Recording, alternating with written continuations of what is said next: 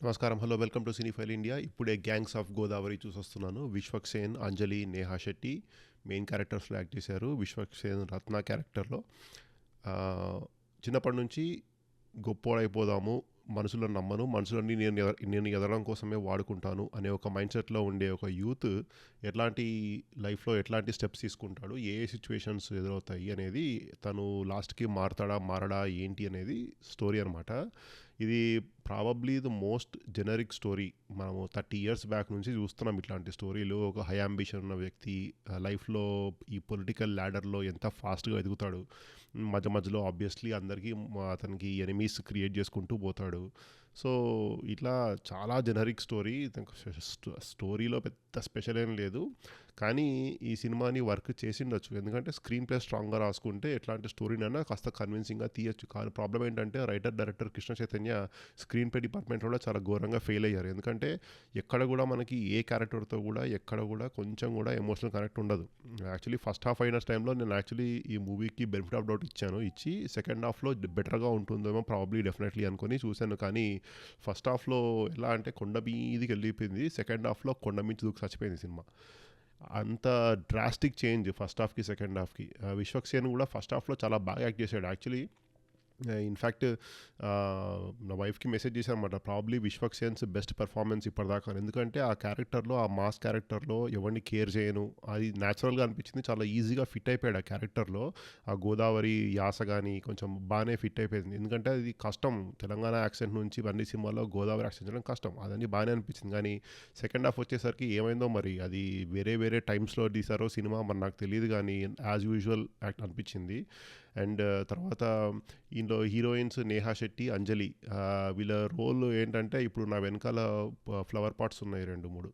So అవి ఎందుకున్నాయో, వాటి వాటి వర్త్ ఎంతనో ఈ సినిమాలో ఈ ఇద్దరు క్యారెక్టర్స్ వర్త్ కూడా అంతే అనమాట. ఎందుకు ఉంటారు, అట్లా ఉంటారు అంతే. ఆ ఫ్లవర్ పార్ట్స్ ఉన్నాయి, వాళ్ళు ఉంటారు అంతే అనమాట సినిమాలో. అండ్ మేజర్ ప్రాబ్లం ఏంటంటే ఈ సినిమా స్క్రీన్ ప్లే. మనకి ఇట్లాంటి స్టోరీలో స్క్రీన్ ప్లే బాగుంటే బాగా అనిపిస్తుంది. ఈ విలన్ క్యారెక్టర్ ఎంత స్ట్రాంగ్ ఉంటే హీరో క్యారెక్టర్ అంత అంత ఇంపాక్ట్ ఉంటుంది మనకి. కాకపోతే విలన్ ఎవరో క్లారిటీ లేకుండా రాసుకున్నాడు డైరెక్టర్ ఈ స్క్రీన్ ప్లేలో. విలన్ క్యారెక్టర్ బయట వాళ్ళ విలన్స్ ఆర్ లేక తనకి తనే విలనా, తన బిహేవియరే తనకి విలనా అనేది క్లారిటీ లేదు. అది మనకు క్లియర్గా అర్థమవుతుంది. ఎందుకంటే ఒక విలన్ వస్తాడు, విలన్స్ 5-6 మంది పొటెన్షియల్ విలన్స్ ఉంటారు సినిమాలో, కానీ సగం మంది ఫస్ట్ హాఫ్లో చచ్చిపోతారు. మిగతా సగం మంది ఎందుకున్నారో, ఎప్పుడు వస్తారో, ఎప్పుడు పోతారో అర్థం కాదనమాట. సో దానివల్ల ఏమవుతుందంటే అసలు ఎక్కడ కూడా కాన్ఫ్లిక్ట్ రిజిస్టర్ అవ్వదు మనకి. ఏంటో పిచ్చోడ్లాగా చేస్తున్నాడు అనిపిస్తుంది లాస్ట్కి సినిమా. సో అట్లా అనిపించింది. అండ్ తర్వాత this is probably the most anti climatic movie ever. అసలు సినిమాకి క్లైమాక్స్కి సంబంధమే లేదు. ఎక్కడ కూడా రిడమ్షన్ అని ఏది ఉండదన్నమాట. ఇది ఒక positive character arc Vishwak Sen దీంట్లో, కానీ ఎక్కడ కూడా రిడమ్షన్ ఉండదు ఆ క్యారెక్టర్కి. సో ఐ డోంట్ నో, సరిగ్గా అస్సలు రాసుకోలేదు క్యారెక్టర్. అండ్ ఈ సినిమాకి ఎడిటింగ్ కూడా అసలు హెల్ప్ అవ్వలే. నవీన్ నూలి గారు జనరల్లీ మంచి ఎడిటర్ యాక్చువల్లీ, బట్ ఎక్కడ కూడా ఎడిటింగ్ కూడా హెల్ప్ అవ్వలే. చాలా కంటిన్యూటీ ప్రాబ్లమ్స్ ఉన్నాయి సినిమాలో సెన్స్ ఆఫ్ టైం లీనియర్గా పోదు ఈ సినిమాలో. కానీ అసలు ఏంటంటే ఒక సీన్ ఈ క్యారెక్టర్స్ ఇట్లా ఉంటే ఈరోజు అనుకోండి, నెక్స్ట్ సీన్ అదే క్యారెక్టర్స్ ఉంటారు, అవే బట్టలు వేసుకుంటారు, అవే డైలాగ్ కంటిన్యూటీ నడుస్తూ ఉంటుంది. సడన్గా 5 ఇయర్స్ తర్వాత చూపిస్తారు మనకి. అసలు ఎడిటింగ్ కూడా అసలు కంటిన్యూటీ లేదనమాట. Naveen Nooli usually he's a good editor, but ఎందుకో ఈ సినిమాలో చాలా చాపీగా అనిపించింది. సీన్స్ కూడా, అరేంజ్మెంట్ కూడా అసలు చాలా చాపీగా అనిపించినాయి. బట్ అది మెయిన్ ఇష్యూ.